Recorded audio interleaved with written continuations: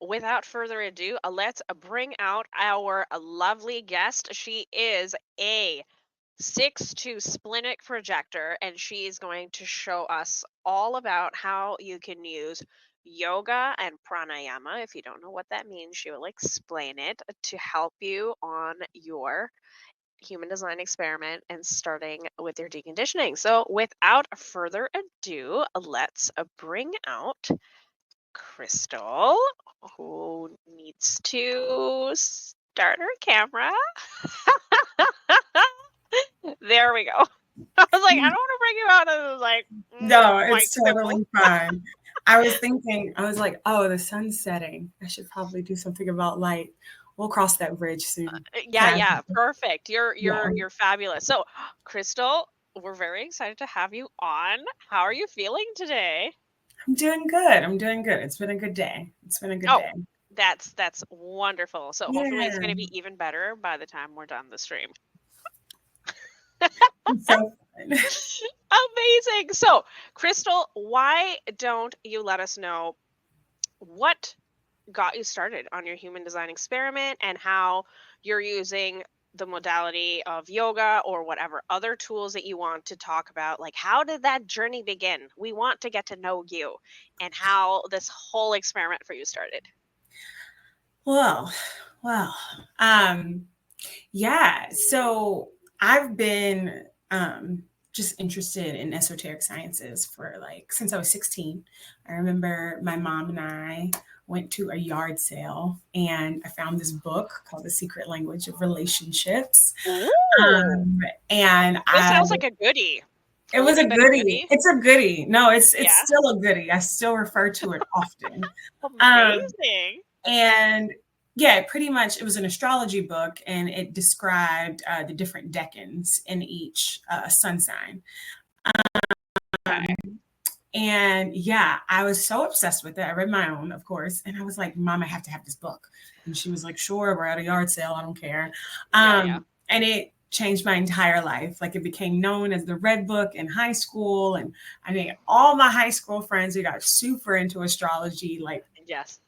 we were like doing sun, moon. I remember I was just so upset with my mom because she, not upset. You know what? Mothers are really busy when they're giving birth, and we have Oh, to. the birth time. Oh, let's hear the story because this is something that people are like, how am I ever going to know my Your human design or design if I don't anything. know my birth time? And that's a Yeah. snag. So let's hear how you got through that snafu. Well, it was a big deal. I mean, for me, I remember my mom used to tell me I was born at around 11 a.m. Oh, that doesn't And help.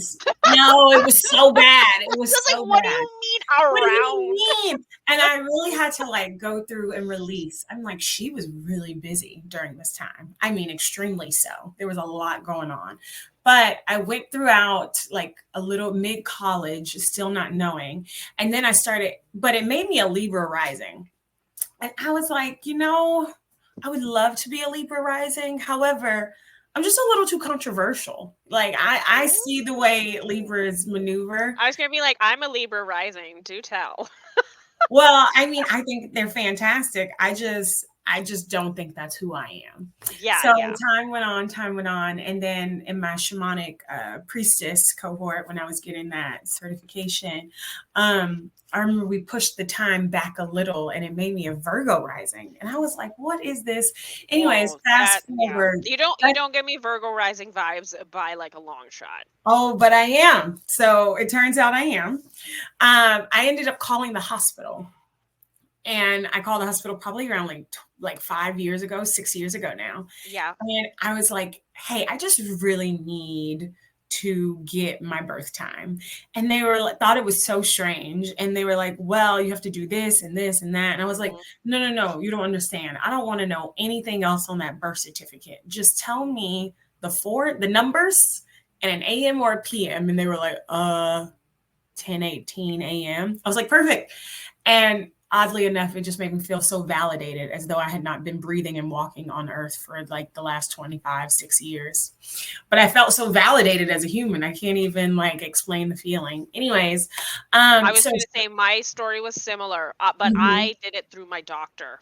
And they're like, Oh, you need to get your doctor to release the birth information, and I was harassing the doctor's office for quite some time Oh, I believe that. before I finally got it. And then I saw it, it was like down to the minute. And I'm like, yes, achievement A human. I'm unlocked. a real human now. I'm a real boy. I'm a real girl. Yeah, exactly. That's The really how I Pinocchio felt. moment.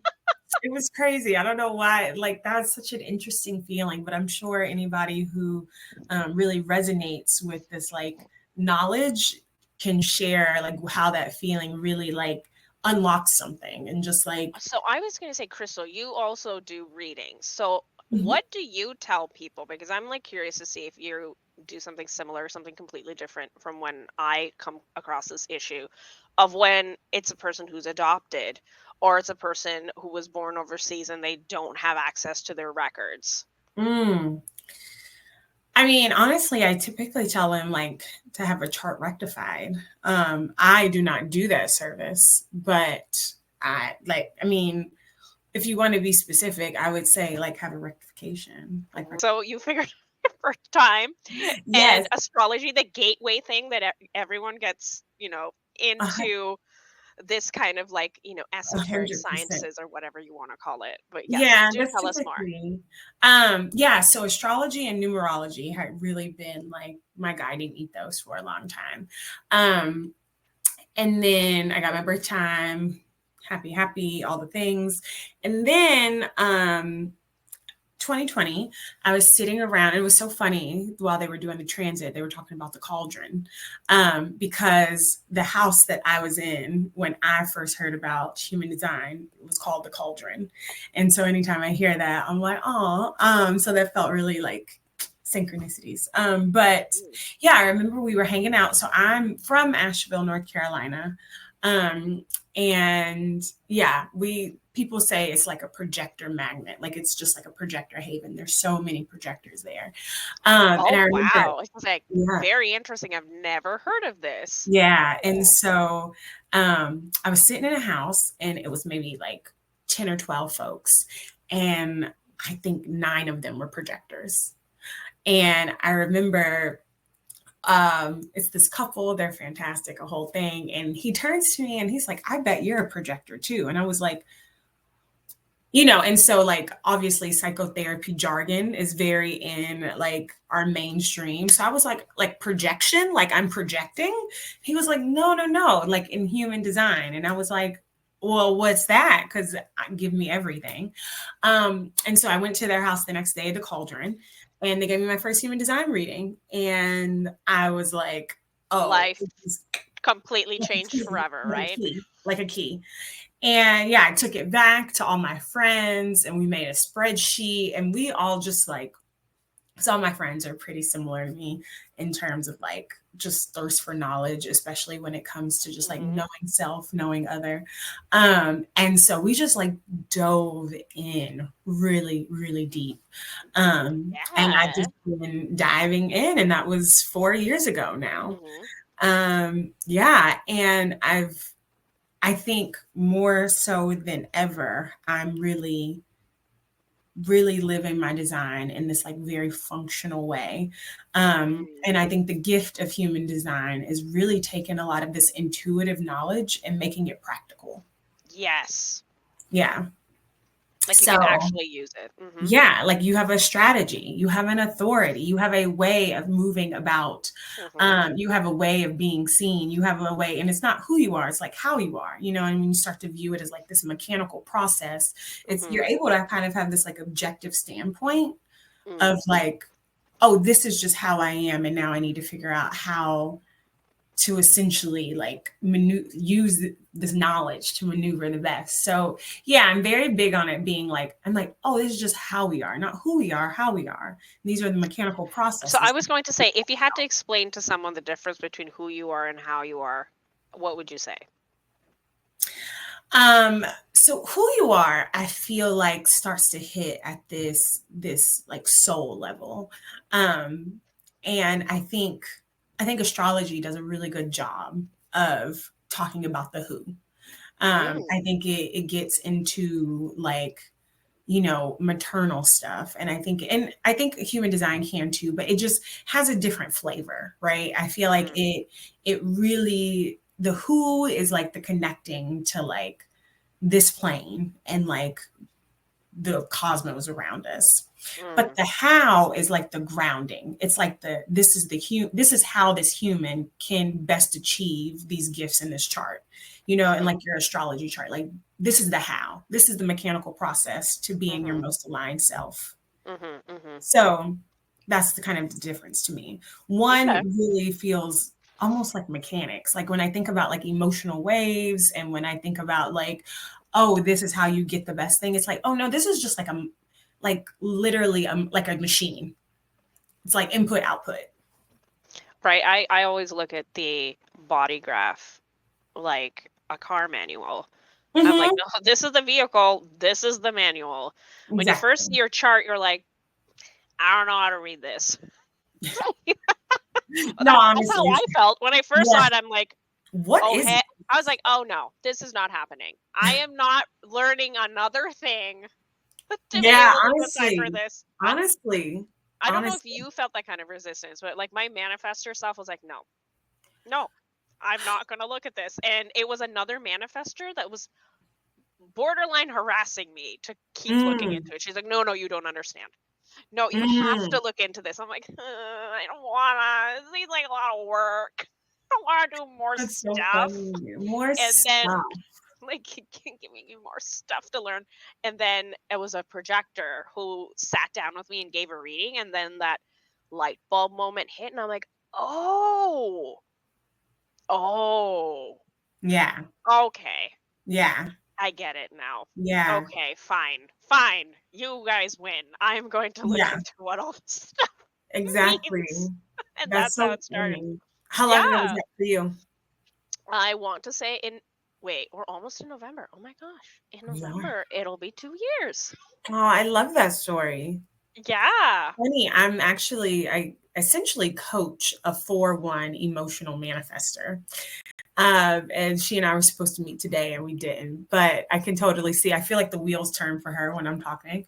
She's like, huh, Oh huh. yeah, I was gonna say, most manifestors are emotional, right? Like if you just look at the Yeah. breakdown, right? Mhm. But when it's a 4-1, you're like, oh, you unicorn manifestor. There's not a whole lot of you. Unicorn, yeah. I mean, 4-1s in general, I feel like is already a rare type, but I then was gonna say we have a 4-1 in the audience. I was really excited. And then I have a really great audience question. So what do you think of this? Do you ever wonder if it was out of our not selves that is resisting HD initially? Ooh.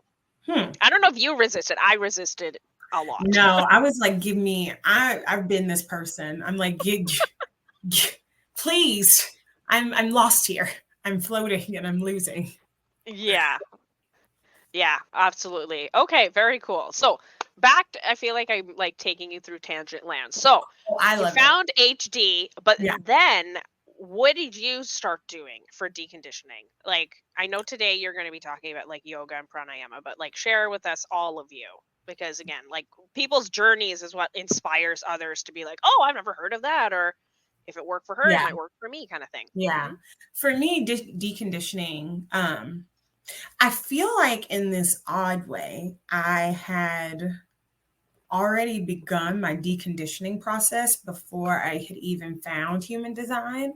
Oh, And that's that, amazing when that happens, right? Like when yeah, you intuitively your body just knows, let's just let go of the knows. stuff that isn't us. Yeah, and you start realizing. And so for me, that was in my shamanic priestess like cohort.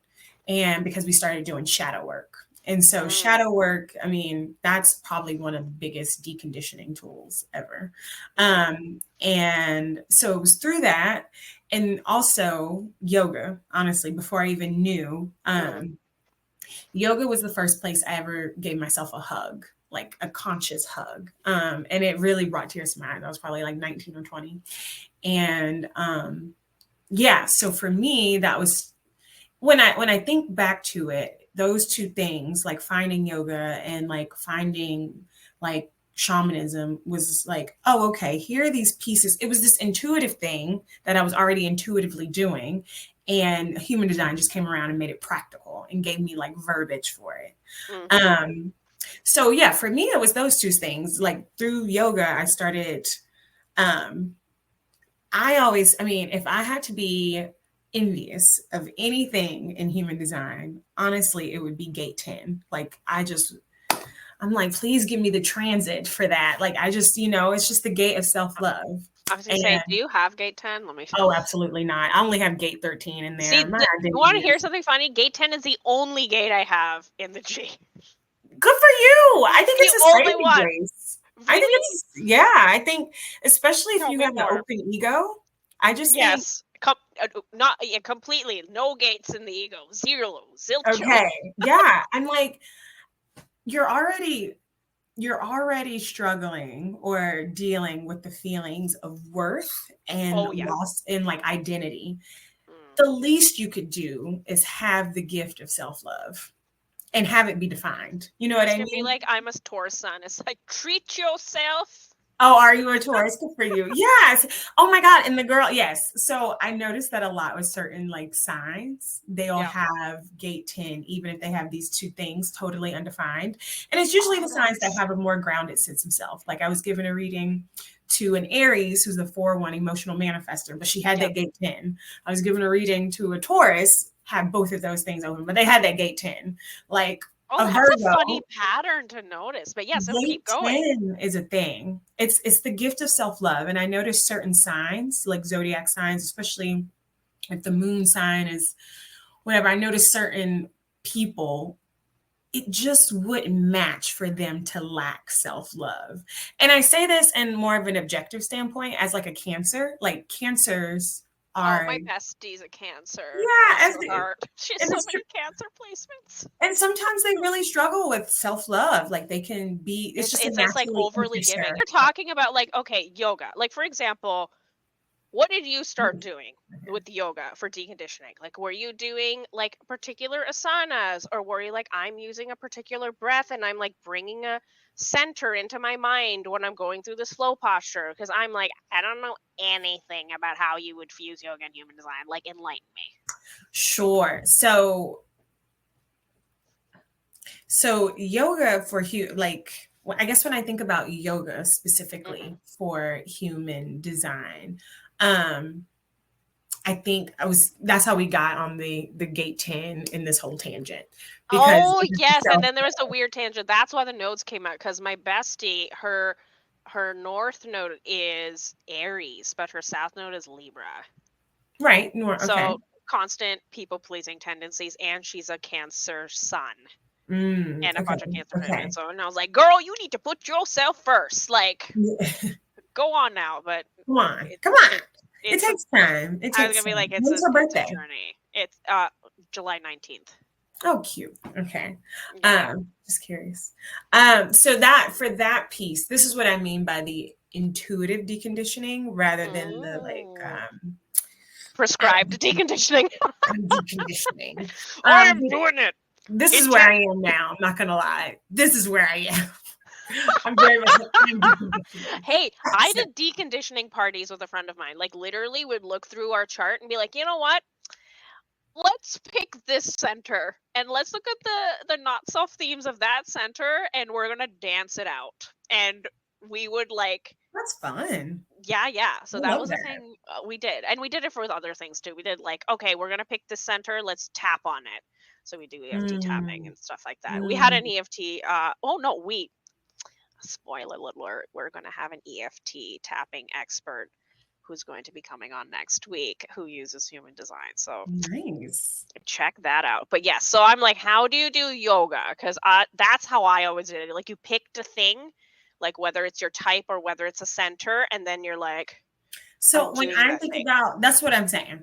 So Hmm. I'm saying yoga was more of an intuitive deconditioning process Hmm. where it was more about my identity and figuring out like self-love basically.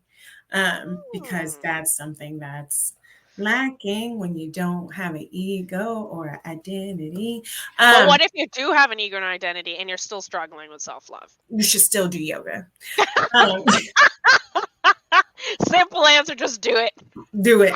Do Just it. do it. Do it. I'm telling It's you. gonna help you there. I truly believe so. And then, but in a conscious manner for Conscious manner, breath yeah. work. Just not like I'm just gonna take a yoga class because Crystal told me it's gonna help me. Honestly, Like, if that's how you get in the door, then do it. If okay, that's how you get in the door, it's like I'm gonna just just go there. Just go. Just show up. you have But Crystal's permission. yeah, I think you should. Your body's gonna thank you for it, your heart. But on a more conscious form of like Yeah. deconditioning, Hmm. that really for me has been a lot of breath work. Because you're in human design, every center is associated with a body part. And so I also have an undefined emotional solar plexus. And Oh, I'm so, like, my wave be going in. Do you feel it? well, sure, probably, but our solar plexus is connected to our lungs. And so for people, that's like the body part that's associated with it. So when you're doing breath work, Hmm. it's really hitting on that solar plexus. And so for folks who have an undefined or an open solar plexus, it's able to like, basically help them decondition and release because that's really all that is. And if you have a defined solar plexus, it helps you move through your wave in a more like system regulating way because Wow, that is yeah. fascinating because we had a breathwork facilitator come in like 2 weeks ago, Hmm. but she wasn't very well versed in human design. So it's like very cool to like get someone who is in their experiment and knows how to use breathwork. Hmm. Also, I guess maybe you can illuminate us. So I know, like, being of East Indian origin, that yoga itself has a breath work built into the system and it's called pranayama. How is that the same or different from a breath work thing that you would do with someone else, like the It's somatic not. breath work? It's not? Okay. Because I don't know. I'm like, that's literally a I would question. call so Like, in yoga specifically yeah, while you're no, for sure. During like as you're flowing through asana, yeah, you should be activating your ujjayi breath. the fire And breath. so So for ujjayi people breath who are is like, what also are all these oceanic, terms? not fire, oceanic. Oceanic breath, water breath, Yeah. ocean breath, So it's sea more of breath. like Darth Vader. You know how like Oh, that. Darth Vader's mask? Yeah. Okay, so no open mouth nonsense that I was hearing. No. Okay. No mouth breathing. No mouth breathing. No Like, don't mouth do that. Okay, breathing. got it. It's actually so So it's all nostril? this book That isn't real. looks like there's no writing on that cover, It's by a the way. lot of writing in the book. I was like, this book could literally be your journal. Like, what am I This looking at? so this is Breath by James Nestor. Oh, Yes. there you go. That's more There we helpful. go. Breath by Was there a James. cover to this book? Like a book cover I that kind just of went hate missing? covers. Okay, so you did take off a cover because I'm like, what I'm am a I looking at? classic girl. Okay. Um, Hey, I'll take it. yeah. So Breath by James Nestor. Um, anyways, huge book when I went through my embodied, like some Mm, trauma informed, like embodied breathwork hmm. training. We had to read this book. Mouth breathing is so bad for you. It is terrible. There used to Stop be, the presses. look, there, Why it, has no one said this? oh my God, it's terrible. First of all, when you mouth breathe, it's always going to be shallow, basically. It's not, you don't have a filtration. Your nose is your filtration system. Yeah. So when you're breathing through your mouth, you're breathing in all these crazy different toxins and it messes up your teeth. I mean, it's so bad for you. Mouth breathing. You read this book and you realize there used to be different cultures in the Amazon and they used to tape babies' mouths shut so they could only breathe through their nose because it messes up your skin. It's a whole thing. I get Wow. I'm very passionate about no mouth breathing. So obviously sometimes you can just but then close it up after that. Like do that once, one and done. Oh, wow. Give me Okay. one moment. Yeah, go ahead. And then there was me, and I was talking about mouth breathing. Yeah, sorry. Continue talking about mouth thing. Give me 2 seconds. Yes. Yeah, don't mouth breathe. So when you're doing yoga, you activate your ujjayi breath, which is your oceanic dark vader breath. And you use that while you flow. And then there is, but pranayama is like the whole study of it. It's basically like prana is breath, yama is life force. And so another thing that you learn is that breathing essentially, it's not just like breath, you know, it's really your life force. And actually, animals, if you think about just like animals, mammals in general, animals that have a slower breath rate, or slower duration of breathing. You know, they take longer inhales and slower exhales. They have a far longer lifespan than animals that are quick breathers, like dogs or rabbits. So animals that breathe slow, like turtles, or I don't know what other animals. Think about animals that breathe. Canaries? No, but canaries live a long time. I used to breed canaries. Complete That was hilarious. Just came in out of nowhere. Canaries. I'm like, oh, elephants. Elephants also have a uh-huh. way slower breathing pattern. Pythons. So if you think about animals who are breathing slower, it's not just breath; they're maintaining and retaining their life force. And when you breathe faster, which a lot of times mouth breathing also causes you to breathe faster, Hmm. you're using up your life force. So we have to stop thinking about breath in this very like static way and realize that it's the one thing that sustains us. It's really our channel to God. Oh wow, that I know I'm I gonna took need that to farther, let that but let that simmer for a bit because I'm like Mhm. I am a certified mouth breather and not by choice. It's anyways, we're not gonna get into that. But just like no more tangents. I'm living in Tangent City today. But I want you to kind of, I guess, illuminate for us why breath is so entrenched in yoga, right? Because I feel like Mm. so much of what people think yoga is like I'm just going from one posture to another. I get to be bendy, and it's like no, there's way more to that. So I'm like, please Mhm. enlighten us. What I noticed a lot of folks don't know, even yogis and like practitioners, before there Ooh. was asana, it was just breath. I actually knew that, but yes, tell us more. I tried to tell somebody that, and they looked at me like I was crazy. And they were like, "This girl has no idea what she's talking about." And I was like, "I think we should What? all go back and get our 200 hour again." But Oh. yeah, so in the beginning there was God, and basically what that means is in the beginning there was breath. Mhm. And I So really, I think when people are thinking about yoga, and I think this is a very Western mindset when it comes to yoga, you know, the first It's thing that another pops into fitness your class. brain, yeah, and it's like, you know, just like super like thin women, pale. It's a whole different, and that's not what it's about. It's really like the in tune, and it's I just mouth breathe. Honestly, I can't even think about. I can't. I do that all the time, though. I'll be like, "Oh my god, you're mouth breathing."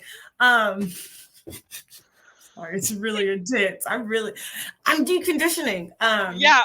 Oh no, it's an awareness piece, right? When you like catch yourself, it's like, oh, I'm doing that thing I'm again doing the that thing. Yeah, I that love. isn't like supposed to be how my body operates, right? That's the whole Yeah, it's not what it that's the wants. most basic way to decondition is just catching yourself. It's the awareness of it. And So you once just saw a live demonstration of Crystal doing that. I'm a crazy person, honestly. Um, gosh, what was your question? I'm so sorry. Uh, why breath Oh, breath. and yoga are like so intertwined, and you were explaining that breath came first, and Yeah. again, like how self-love plays into you deconditioning. That's the Mhm. rabbit hole we were going down. Um, yes, that's where we were. So yeah, really, for me, I think when you think about asana, Asana, Which is obviously. postures for This is anyone who's like, posture. what are you talking about? Yeah, that's the Right. postures, that's the poses That's the that you poses. see. Like Asana is tree pose. pose, dog pose, that kind of Warrior thing. two, mountain, Mountain, forward yeah. fold, prayer hands. Mhm. Yeah. So breath came first, and really it was a meditative practice. And that's what it's supposed to be.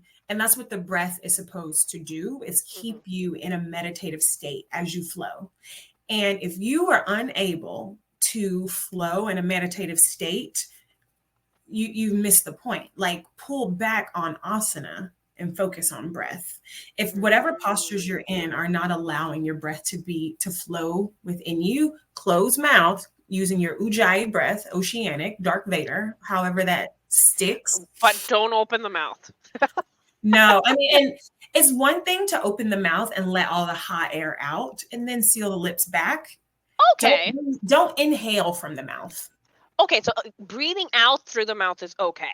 Yes, Okay. don't inhale from unless you're doing a breath work, session That's and what I it's mean. very A breathwork specific. session, I'm pretty sure we had open mouths Yeah. during the If exhales. you're Okay. doing that for sure, but Mhm. that is not how you want your primary breath to be taken in. And Mm. if you want to take the woo woo out for nothing else, that your filtration system is not being utilized when you're breathing through your mouth. Mhm. Your filtration system is in your nose. Mhm. This book is going to take all the woo woo out though, and it gives you nothing but science. He talks to deep divers. I actually met this deep diver the other day at a cafe.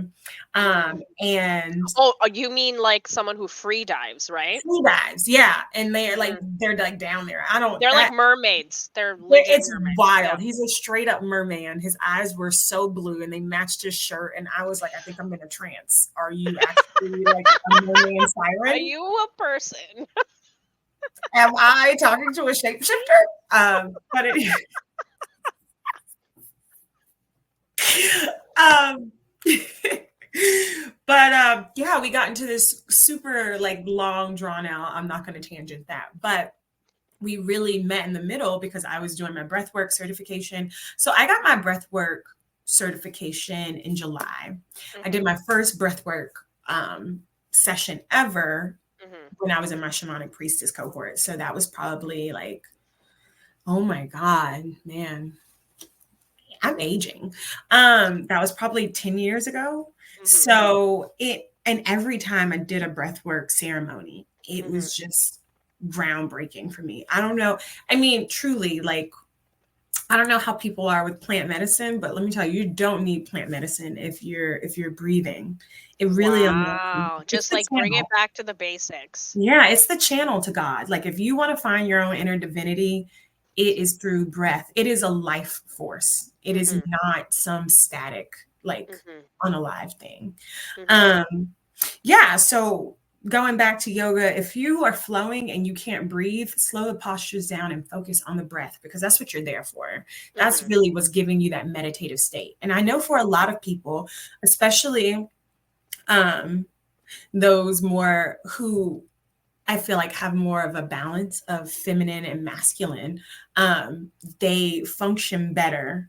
Like they're able to find a meditative state better and flow.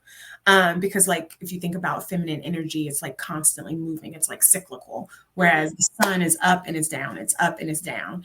Mm. And so movement is good for meditative states, but breath also allows your body to be active enough for it to have this cyclical motion to keep you in a meditative state.